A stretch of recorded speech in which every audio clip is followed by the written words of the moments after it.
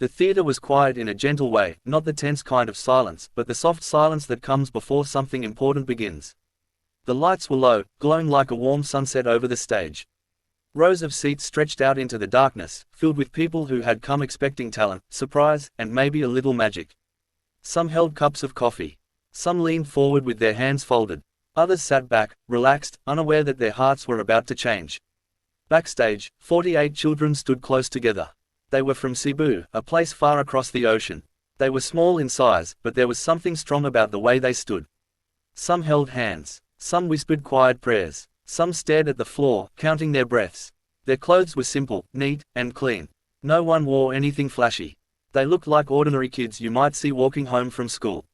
At the center of them all was a young woman named Maria. She was not much taller than the oldest child. Her hair was tied back, and her eyes were calm but tired. She had been with these children for years.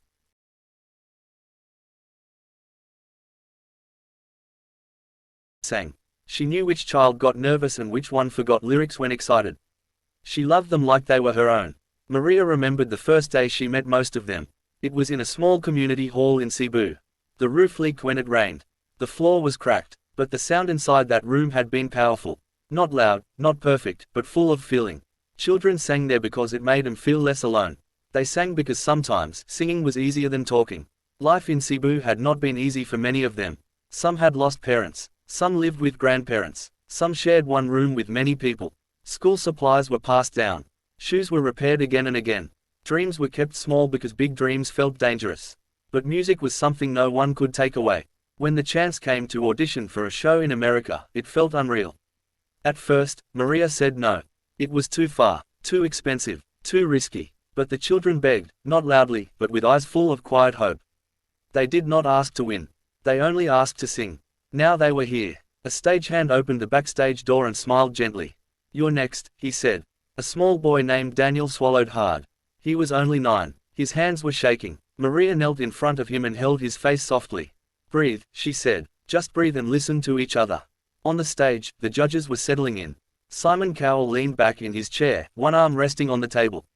His face was calm, almost bored, but his eyes were sharp. He had seen thousands of acts. It took a lot to surprise him now. Next to him, the other judges chatted quietly, flipping through notes. The host stepped forward and spoke into the microphone, introducing the next act. "Please welcome 48 kids from Cebu, Philippines." There was a small ripple of applause as the children walked out.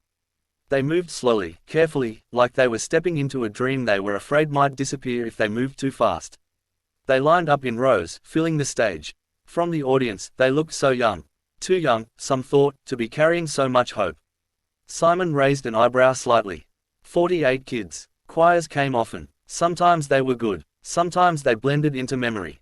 He folded his hands and waited. The music did not start right away. For a moment, there was only silence. Then one girl stepped forward. Her name was Anna. She was 11. Her voice was soft but steady as she began to sing alone. The melody was simple, slow, almost like a lullaby. It spoke of home, of morning light, of voices calling from the kitchen. Her accent was clear, her pronunciation careful. Every word landed gently. As she sang, the other children stood still, listening to her, breathing with her. Then, one by one, more voices joined. Not all at once. Slowly, carefully, like waves reaching the shore. The harmony grew, not loud, but wide. It wrapped around the room. The song was not in a rush. It took its time. It let each note live. The words spoke of struggle, of days without answers, of nights filled with questions. But they also spoke of hands reaching out, of faith, of staying together when the world feels heavy. Simon sat up a little straighter. The audience leaned forward. As the song continued, the children began to move, just slightly. A step forward, a turn, a hand placed over a heart.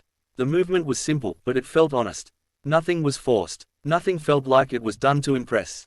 Halfway through the song, the music changed. This was the gentle twist. The melody shifted into something brighter, but not loud. The rhythm picked up just a little.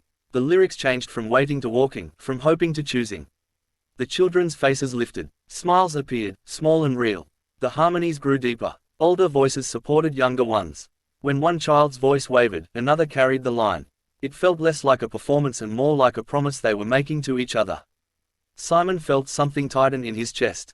He did not move. He did not speak. His eyes stayed on the stage. The final part of the song was the quietest. The children lowered their voices until it felt like they were singing just for themselves. The last note hung in the air, thin and fragile, before fading into silence. For a moment, no one clapped. The silence returned, but it was different now. It was full. Then someone in the audience stood up. Then another. Then another. Applause grew, not loud at first, but steady. People wiped their eyes. Some smiled through tears. Simon remained seated. He looked at the children, really looked at them. Not as an act, not as a choir, but as 48 young lives standing far from home, brave enough to share their hearts. He took a breath. When the applause finally softened, the host stepped forward again and asked how they felt. Maria walked onto the stage and stood behind the children. Her voice trembled as she spoke. She talked about Cebu, about singing after school, about believing that music could carry them somewhere kinder. Simon leaned toward his microphone. For once, he did not rush his words.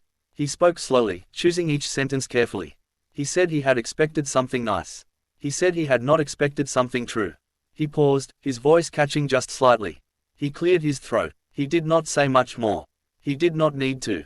The children stood quietly, hands clasped, waiting, not knowing what would come next. They had already done what they came to do.